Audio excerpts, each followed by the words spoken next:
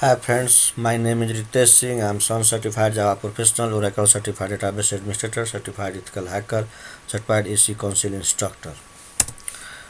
Today I am going to teach you Unified Modeling Language. In this course, we are going to learn about the use case diagram. So, in this topic, we cover what is the use case diagram, why use case diagram notation, tips for drawing use case diagram, when to use use case diagram.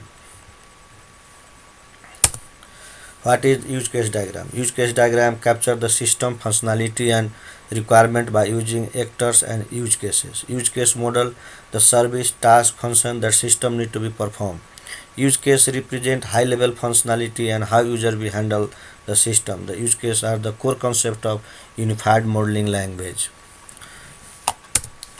Why use case diagram?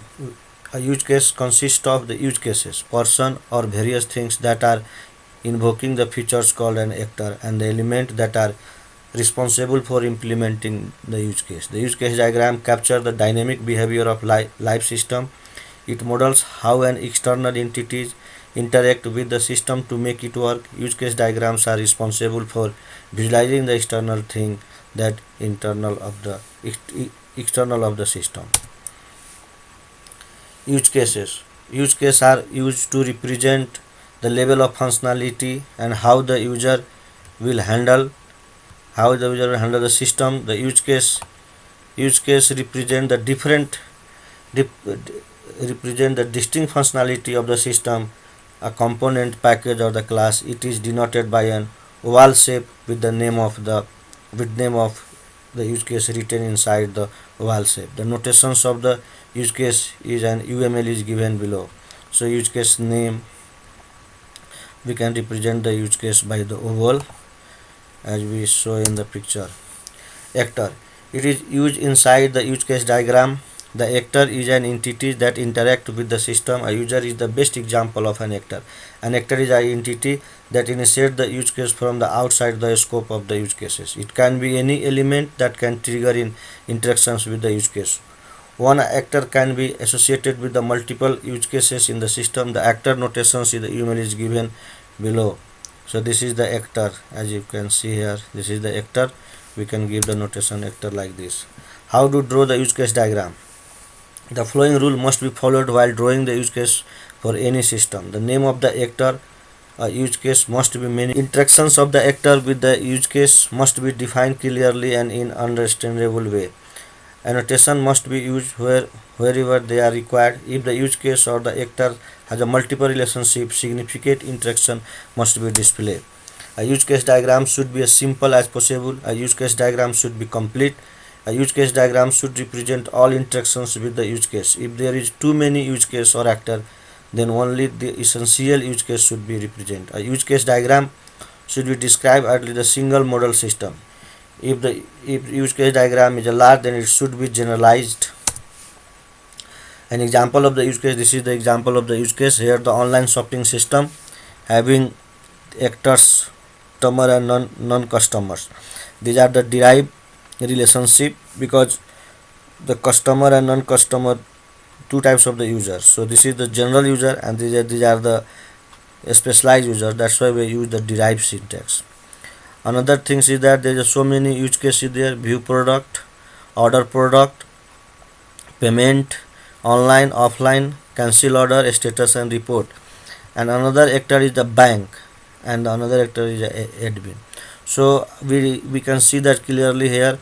The users, any users, either is the customers or non-customers, both can be go through the view the product, order the product, payment, and they will ask for discount, and the payment may be done through the online or offline. So payment is a so online and offline two things are derived. That's why payment is a general payment and it is derived from the online and offline. So two types of payment is there. That's why we give this arrow signal to represent as a derived things. Another thing is that the payment, when we make the payment, you should have to do the login. For example, if you try to sneeze, then you are at a time. the mouth is open and eyes closed at a time. So these things, when the one things depends upon the another, then we can use the include chain. But in discount case, discount may be happens or may not be provided. In that case, we can use the extend. So discount and payment is relationship is extend. And similarly, the admin can do everything: view product, login, cancel order, cancel orders, or cancel confirm order, or view status and report. So the admin is doing everything. In bank can do the payment, and bank can do the having the interactions with the admin also. So this is the all about the use case diagram. This is the example of the use case diagram. So when to use the use case diagram? In general, a use case diagram are used for analyzing the requirement of the system, high level visual software designing, capturing the functionality of the system, modeling the basic idea behind the system, forward and reverse engineering of the system using various terminology. Use case are intended to convey desired functionality, so the scope of the use case may vary according to the system and the creating UML model.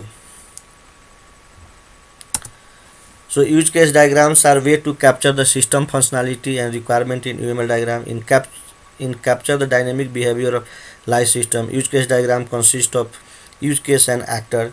In a use case represent a distinct functionality of the system, a component, package, or class. In actor is an entity that initiates the use of from outside the scope of the use case. The name of the actor or use case must be meaningful in a real system. The purpose of the use case diagram to capture the core functionality of the system.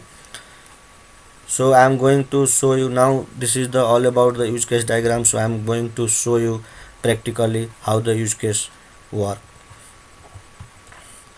So for that I am going to open the star UML. So here I am opening the star UML. Just wait a minute.